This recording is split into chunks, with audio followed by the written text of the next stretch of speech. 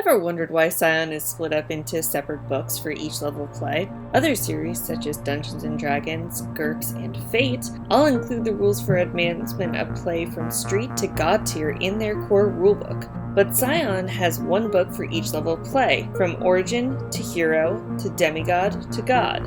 This is because each one is played differently, and has even more circumstances that change from power level to power level. A level 20 druid in D&D can do some crazy things, but even they do not have the power to topple one of the deities of the Forgotten Realms. This is in contrast with Scion, which seeks to track the journey of the player characters from tangling with corrupt cops to defeating the world serpent, Jormungandr. You could keep playing at any level as long as you want, but really the purpose of a Scion series is to watch these heroes grow to their full potential. This can take months or years of play, however. And lives change, people's schedules fall apart, and people get bored. Or maybe you just don't like the idea of committing to such a long game. Scion has you covered. There are several different ways to play a Scion series, and while the books are set out to facilitate a ladder style of play, today I'm going to tell you about other styles of play that Scion has offered as options for your series.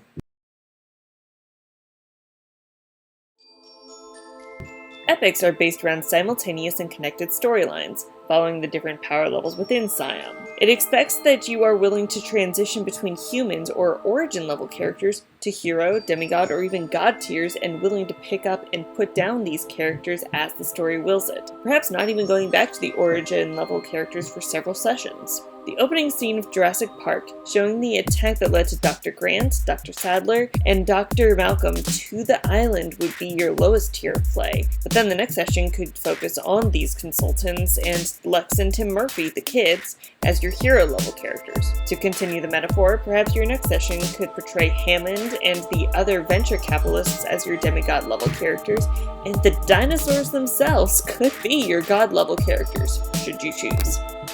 The thing to remember when running epic style series is that it takes a lot of pre-planning beforehand. You need to know your entire machine and where it's going, what can affect it, and how. If you've ever used a relationship map from a World of Darkness game, I suggest adapting it to help you keep track of all the moving parts and how they interact with one another. Don't leave anything to chance. Playing a game with so many potential outcomes and perspectives can be rewarding, but it requires you to be focused and detail-oriented while leading this series.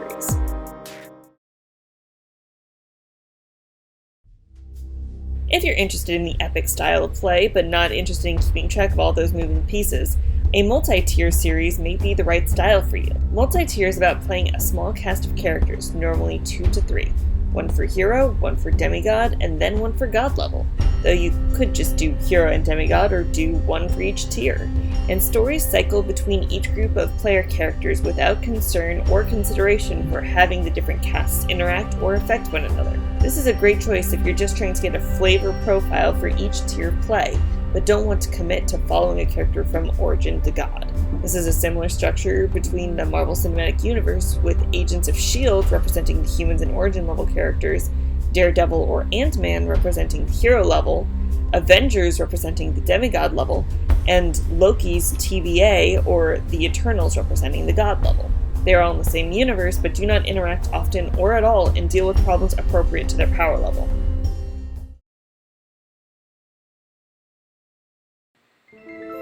Origin stories are fun, right? And I don't mean Scion's origin level. Well, actually, I kinda do. Nonlinear stories focus on characters who have already made it to godhood, and traces their lives and histories in flashbacks to explain how and why they made it to godhood. Similar to superhero backstories or prequel stories like Rogue One and Gotham. This series structure requires a bit more buy-in from your players. It is guaranteed they will make it to godhood, because that's where the series begins. But the fun is following their lives and watching the circumstances of their struggle to become divine. The books recommend that while you may design their origin and hero sheets before beginning, you should wait until you are well on your way to completely fill out the backstory of your characters before filling out the demigod and god sheets. This way, you're not attempting to fit a square peg into a round hole. For instance, if a player character falls in love with a painter and decides to learn how to paint in an attempt to become closer to her, it would really suck if the PC's god sheet had no mention of their love of the arts.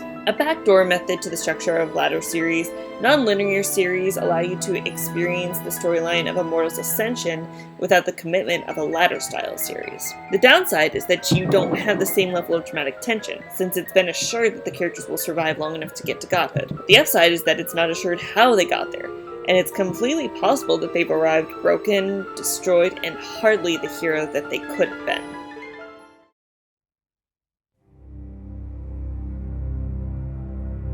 Troupe-style series are a bit like an anthology series. Each player makes one true Scion, a few exceptional mortals detailed in Scion origin, and a collection of regular mortals. In each arc, normally around 10 episodes, one player takes on the role of their Scion, while the others play the supporting cast of exceptional mortals and regular mortals. My recommendation is to have each player make one exceptional human and a number of regular mortals equal to the number of players at the table, including the story guide. If there are 6 or more total players, they can make 2 exceptional humans. That way, each player has a chance to be special even when they aren't the main focus of the arc, but must pick and choose when they want to be a little more than the average Joe. When a mortal dies in a Troupe-style series, they are discarded, and the player picks up the next mortal in their roster. The humans aren't the main characters anyway. The strength of this style of series is in allowing every player to have their own moment to shine, and encouraging players to find ways to make interesting characters who have no special gifts in a game all about being special. It's a bit like playing the Sokka of the gang of benders.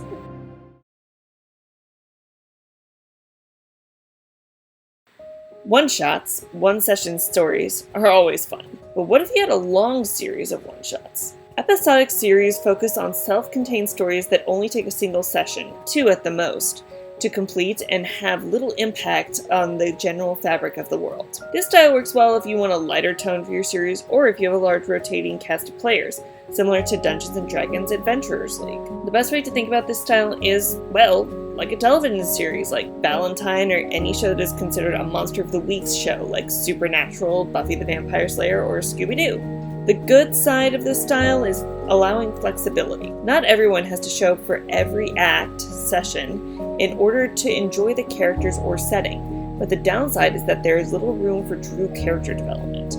Storylines are self-contained to a single act and don't really affect the setting, which is why it's so easy for players to come back when they've missed an act. It also means that your acts can be extremely long since you're trying to finish them in a single sitting. But you'll still have fun dealing with the Hydra in the porta potty or solving a dispute between the love goddesses Kishiuten and Freya rather than saving the world from Ragnarok.